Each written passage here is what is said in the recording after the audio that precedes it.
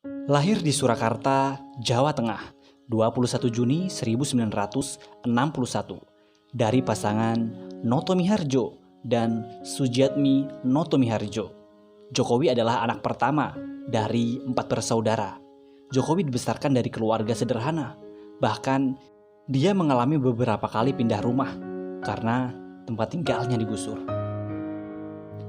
Berasal dari keluarga yang sangat sederhana, membuat Jokowi merasakan hidup yang sulit dan keras pada masa kecilnya.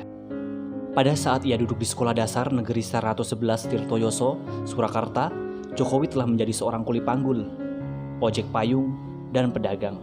Hal tersebut ia lakukan hanya untuk membiayai kebutuhan sekolahnya hingga makan sehari-hari.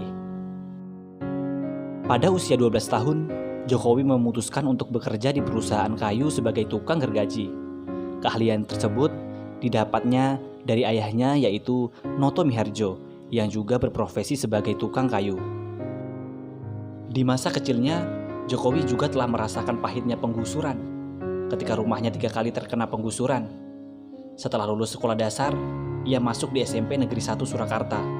Kemudian melanjutkan sekolahnya di SMA Negeri 6 Surakarta.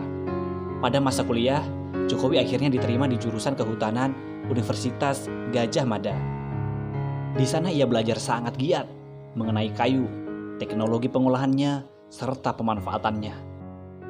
Setelah menyelesaikan kuliahnya pada tahun 1985, Jokowi akhirnya menikahi pujaan hatinya, Iriana, pada tanggal 24 Desember 1986 di kota Solo, yang kemudian memberinya 3 orang anak bernama Gibran Rakabuming, Kaisang Pangarep, dan Kahiyang Ayu.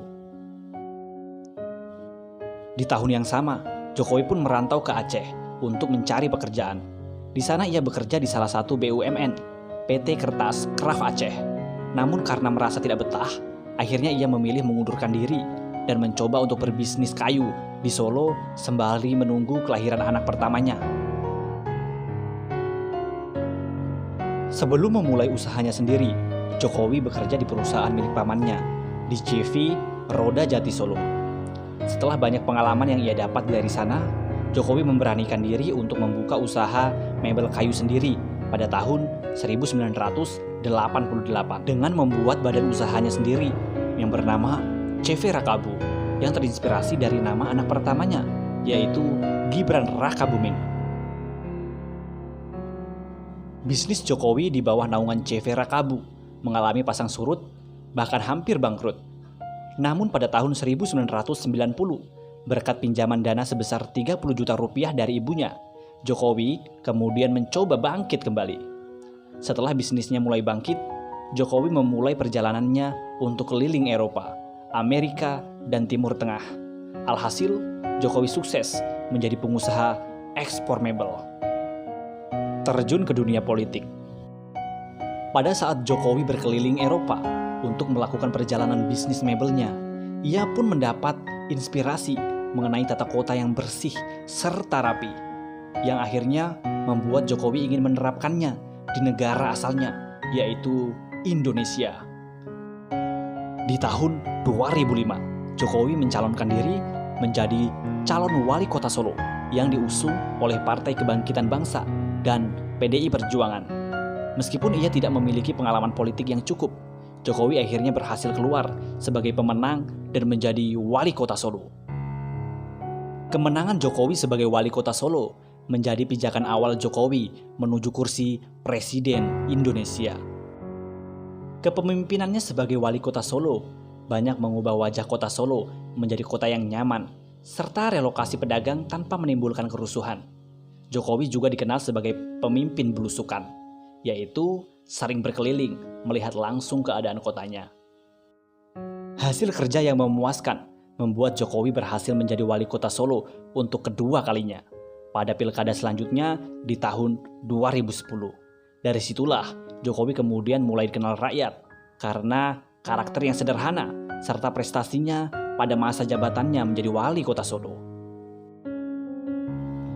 Keberhasilannya memimpin kota Solo kemudian membuat mantan wakil presiden Indonesia, Yusuf Kala, memintanya untuk maju ke kursi gubernur. Sempat menolak Jokowi kemudian akhirnya menerima dan bergabung dengan Partai PDI Perjuangan, pimpinan Megawati Soekarno Putri, bersama Partai Gerindra, pimpinan Prabowo Subianto. Jokowi akhirnya resmi mencalonkan diri sebagai Gubernur DKI Jakarta berpasangan dengan Basuki Cahayapurnama atau yang lebih dikenal sebagai Ahok. Akhirnya, Pilkada putaran kedua berhasil membuat Jokowi Ahok memenangkan kursi Gubernur DKI Jakarta pada tahun 2012.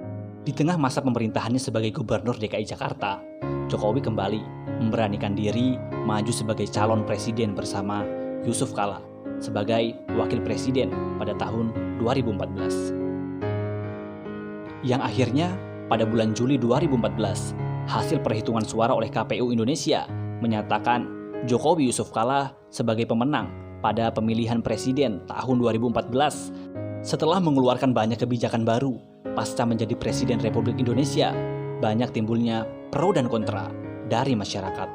Namun terlepas dari banyaknya kontroversi mengenai kebijakan Presiden Joko Widodo, Jokowi merupakan sosok yang patut menjadi perhatian. Bagaimana tidak? Hanya dalam waktu kurang dari 10 tahun saja, ia berhasil mencapai puncak sebagai orang nomor 1 di Indonesia.